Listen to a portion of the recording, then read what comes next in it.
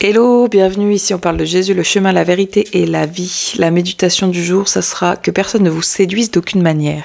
Le verset rattaché, c'est 2 Thessaloniciens, chapitre 2, verset 3.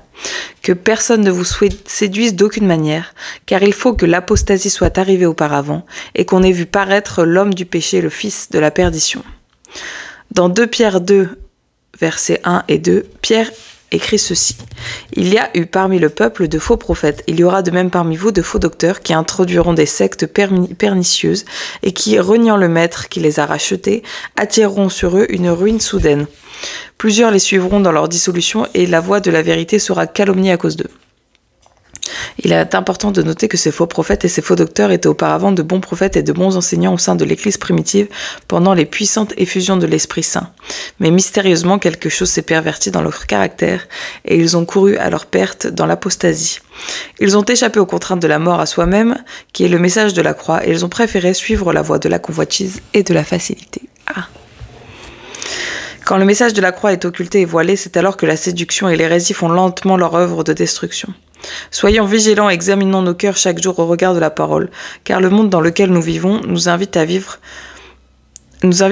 cette vie de convoitise, de facilité. Par amour de la vérité, nous devons être comme les chrétiens de Béret qui analysaient ce que l'on enseignait à la lumière des Écritures. Prions. Père, je veux rester attaché à ta parole, garde-moi de m'écarter de la vérité.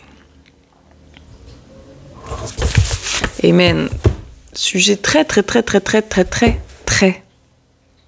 important. N'oubliez pas, vous ne faites pas partie d'une religion, vous ne faites pas partie d'une communauté, vous ne faites pas partie d'une famille, vous ne faites pas partie d'une culture, enfin vous faites partie de tout ça, mais ce qui est le plus important, c'est votre appartenance au royaume de Dieu et votre caractère en Christ, et Christ qui se forme en vous.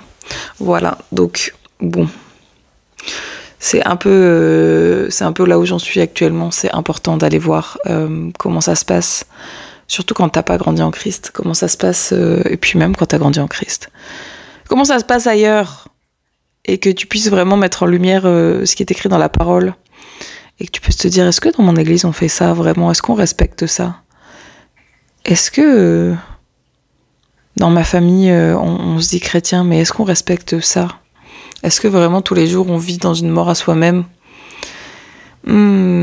Bref, c'est important de rester vigilant. Parce que vraiment, on se fait emporter plus vite qu'on ne croit. Et ça arrive à tout le monde. Passez une belle journée, soyez bénis.